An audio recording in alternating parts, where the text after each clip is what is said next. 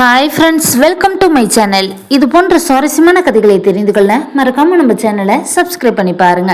பக்கத்தில் இருக்க பெல் ஐக்கானையும் கிளிக் பண்ணிக்கோங்க. என் பேர் தான் அரவிந்த். என் சித்தியின் மகள் என் வீட்டிற்கு வந்த பொழுது வரப்போகும் சில நாட்களில் என் வாழ்க்கையில் என் இதயத்தையும் மனதையும் உழுக்கப் போகும் என்று எனக்கு அப்போது தெரியாது. நான் சற்றும் நினைத்து கூட பார்க்கவில்லை. அவள் பெயர்தான் பவித்ரா. அவளுக்கு வயது இப்போது 22 தான். நல்ல நிறம், அழகாக இருப்பாள். அவள் அழகு அப்படியே இதயத்திற்குள் இறங்கிவிடும். எனக்கு அப்போது வயது 25. ஒரு தனியார் கம்பெனியில் தான் வேலை பார்த்து கொண்டிருந்தேன். அப்பா தனது வேலைகளில் பிஸியாகவே இருப்பார்.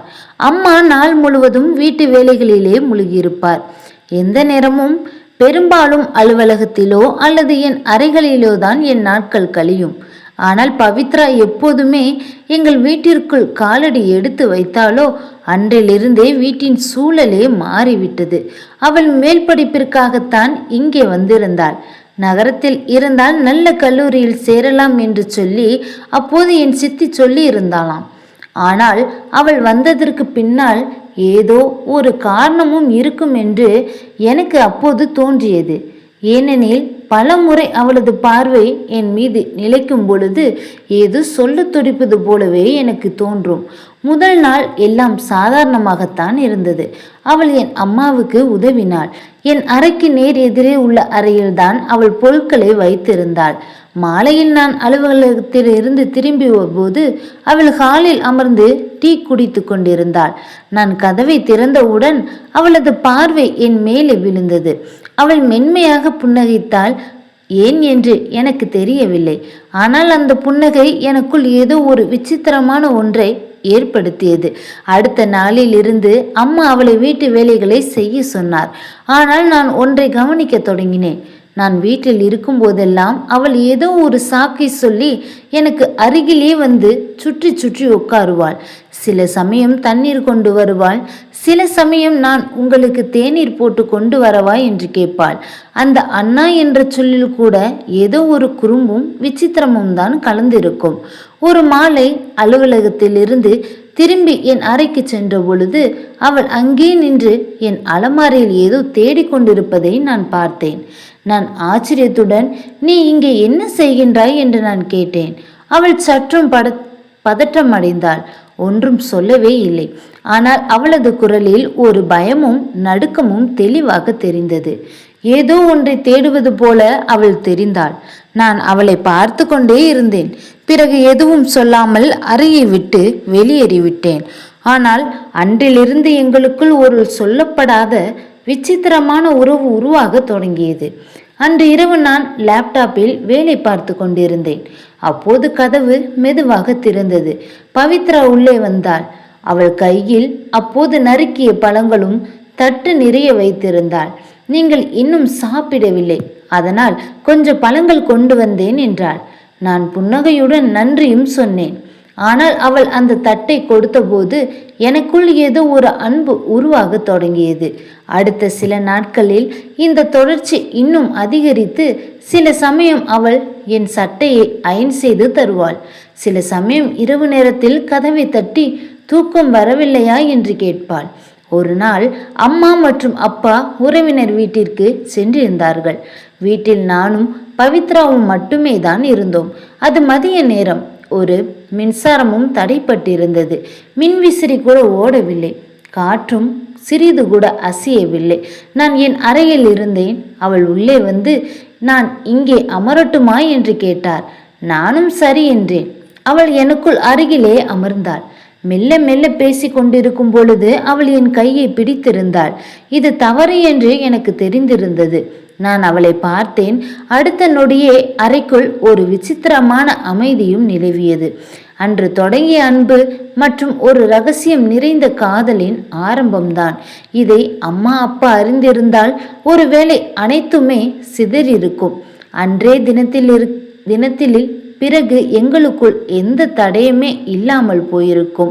இந்த காதல் தவறானது. சமூகம் இதை ஒருபோதும் ஏற்றுக்காது என்று எனக்கும் தெரியும். ஆனால் பவித்ராவுடன் உண்டான காதல் எனக்கு ஒரு போதை போலவே இருந்தது. அடுத்த நாள் அம்மாவும் அப்பாவும் திரும்பிய போது நாங்கள் இருவருமே எதுவும் நடக்காதது போலவே காட்டிக்கொண்டோம். இப்பொழுது எங்களுக்குள் ஒரு விசித்திரமான காதல் கதையும் தொடங்கிவிட்டது. பகலில் நாங்கள் மிகவும் சாதாரணமாகத்தான் இருப்போம். ஆனால் இரவு ஆனால் ஏதோ ஒரு சாக்கை சொல்லி நாங்கள் தனியாக சந்தித்து கொள்வோம். ஒரு இரவு நான் என் அறையில் புத்தகம் படித்து கொண்டிருந்த போது அப்பொழுது கதவில் மெல்லிய தட்டலும் கேட்டது. நான் கதவை திறந்து பார்த்தபோது அங்கே பவித்ரா நின்று கொண்டிருந்தாள். அவள் என்னை அமைதியாக இருக்க சொல்லிவிட்டு உள்ளே வந்து கதவையும் மூடினாள். உண்மையில் அன்று இரவு ஆனால் இவற்றுக்கு இடையே நான் அவளுடைய கண்களில் ஒரு விதமான பயமும் ஏற்பட தொடங்கியது. அவள் என்னிடம் ஏதோ ஒன்றை மறைக்கின்றாள் என்பது மட்டும் எனக்கு தெளிவாக புரிந்தது. ஒரு நாள் நான் அவளிடம் கேட்டேன், பவித்ரா, என்ன விஷயம்? உனக்குள் ஏதோ ஒரு பயம் இருக்கின்றதா என்று கேட்டேன். அவள் புன்னகைத்துவிட்டு, இப்பொழுது வேண்டாம், சரியான நேரம் வரும் பொழுது நான் சொல்கின்றேன் என்றாள். எனக்கு புரியவில்லை. ஆனால் அவளுடைய வார்த்தைகள் என் மனதில் ஒரு கேள்வி விதித்து விட்டனர். நாட்கள் நகர நகர எங்கள் காதல் இன்னமும் ஆழமாகி போய்விட்டது. சில நேரங்களில் சமையலறையில் சந்தித்து பேசுவோம். சில சமயம் டிவி பார்த்து கொண்டிருக்கும் போது அவள் என் அருகில் அமர்ந்து கொள்வாள். பிறகு ஒரு நாள் அம்மா அப்பா 3 நாட்களுக்கு கிராமத்திற்கு செல்ல வேண்டியிருந்தது. இப்பொழுது வீட்டில் நானும் பவித்ராவும் மட்டும்தான். முதல் நாளிலேயே சூழல் சற்று விசித்திரமாகத்தான் இருந்தது. மதியம் அவள் சொன்னாள், இன்று நாம் இருவரும் சேர்ந்து சமைப்போம் என்றாள். அவள் சமையல் செய்து கொண்டிருக்கும் போது அவளுடைய கண்களில் ஒரு மௌனமும் தெரிந்தது. அது பல விஷயங்களை பேசி கொண்டிருந்தது. அந்த தருணத்தில் எங்கள் கண்கள் பேசி, என் பெற்றோர் ஊரிலிருந்து திரும்புவதற்கு முந்தைய கடைசி இரவு நாங்கள் அறையில் இருந்த பொழுது அவள் திடீரென்று சொன்னாள், சரத், நான் உன்னிடம் ஒன்று சொன்னால் நீ என்னை விட்டுவிட மாட்டாயா என்று கேட்டாள். நான் ஆச்சரியத்துடன் அவளை பார்த்தேன். அப்படி என்ன விஷயம் என்று கேட்டேன். அவள் ஒரு பெருமூச்சு விட்டு விட்டு சொன்னாள், நான் இங்கே படிப்பதற்காக வரவில்லை, உன்னை பார்ப்பதற்காக மட்டுமே வந்தேன் என்றாள். நான் ஏற்கனவே என் மூச்சு நின்று விடுவது போல்தான் எனக்கு அப்போது தோன்றியது. எனக்கு என்ன பேசுவது என்று சிறிதும் தெரியாமல் திகைத்து போய் நின்று கொண்டிருந்தேன். அவள் என் கண்களை நேராக பார்த்து கொண்டிருந்தாள். ஆனால் அவள் சொல்வதற்குள் அறைக்குள் வெளியே அம்மாவும் அப்பாவும் திரும்பி வரும் சத்தமும் கேட்டது. அந்த பேச்சு அங்கேயே நின்று விட்டது. ஆனால் என் மனதில் பதற்றம் இன்னும் அதிகரித்தது. அப்போது பவித்ராவிடம் ஏதோ ஒரு ரகசியம் இருக்கின்றது என்பது எனக்கு தெரிந்தது. ஒருவேளை அந்த ரகசியம் எங்கள் காதலை இன்னமும் பலப்படுத்தும் அல்லது முழுமையாக உடைத்துவிடும். அம்மா அப்பாவின் குரல் கேட்ட உடனே பவித்ரா சற்றென்று பேச்சை நிறுத்தி கொண்டாள். ஆனால் என் மூளையில் அவளுடைய அந்த பாதியிலேயே நின்ற வார்த்தைகள் அப்போதே ஒலித்து கொண்டேதான் இருந்தது. நான் ஏற்கனவே உண்மையில் அவள் என்ன சொல்ல வந்திருப்பாள் என்று இரவு படுக்கையில் நான் புரண்டு புரண்டு படுத்து கொண்டிருந்த போது பவித்ரா அவளுடைய அறைக்கு சென்று விட்டாள். ஆனால் அவள் சொல்லப்படும் ஏதோ ஒரு உண்மை அவளிடம் இருக்கின்றது என்று எனக்கு தோன்றியது. அடுத்த நாள் வீட்டின் சூழல் சாதாரணமாக இருந்தது. ஆனால் எங்களுக்குள் இருந்த சூழல் மாறிவிட்டது.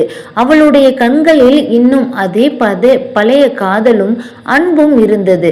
ஆனால் எங்கோ ஒரு பயமும் தெளிவாகவும் தெளிந்தது. அன்று மாலை அம்மா அப்பா டிவி பார்த்து கொண்டிருந்தார்கள். நான் வெளியே அப்போது பால்கனியில் நின்று கொண்டிருந்தேன். அப்போது பவித்ரா வந்தாள். அவளின் கைகளில் 2 காஃபி கப்புகளும் இருந்தது. ஒன்று என்னிடம் கொடுத்துவிட்டு, இன்று இரவு என் அறைக்கு வந்து என்னை பார் என்று மெதுவாக சொன்னாள். அவள் குரலில் இதற்கு முன் நான் கேட்டிராத ஒரு தீவிர தன்மையும் இருந்தது. இரவு அனைவரும் உறங்கிய பிறகு நான் சத்தமில்லாமல் அவள் அறைக்கு சென்றேன். அவள் ஜன்னல் ஓரம் நின்று கொண்டிருந்தாள். நிலவெளி அவள் முகத்தில் வெள்ளி படலமாக படிந்திருந்தது. அவர் திரும்பி என்னை பார்த்துவிட்டு எதுவும் பேசாமல் நின்று கொண்டிருந்தார். ஆனால் பிறகு அவள் என்னிடம் உண்மை ஒன்றை சொல்லப் போகின்றேன் என்றாள். ஆனால் அந்த வாக்கு அப்போது உண்மையை அறிந்த பிறகு என்னை வெறுக்க மாட்டாயே என்றாள். என் இதயம் வேகமாக துடிக்கவும் தொடங்கியது. பவித்ரா, நீ என்ன சொன்னாலும் நான் உன்னுடன் தான் இருப்பேன் என்றேன். அவள் ஒரு பெருமூச்சு விட்டாள். என் கண்கள் கலங்கிய போது, நான் இங்கே வந்ததற்கு காரணம் எனக்கு ஏற்கனவே திருமணமாகிவிட்டது என்றாள். இதை கேட்டவுடன் என் காலடியில் இருக்கும் பூமி என்னை சிதறடிப்பது போல் எனக்கு தோன்றியது. சில நொடிகள் அவள் முகத்தை பார்த்து கொண்டிருந்தேன். ஒருவேளை இது விளையாட்டாக இருக்குமோ? அவள் கண்களில் கண்ணீரும் முகத்தில் நடுக்கமும் தெரிந்தது. இது என்னவென்று கேட்டேன். 1 வருடத்திற்கு முன்பு அப்பா சொன்னதை கேட்டு எனக்கு திருமணமும் நடந்தது. ஆனால் என் கணவர் ஒரு மோசமான மனிதன்.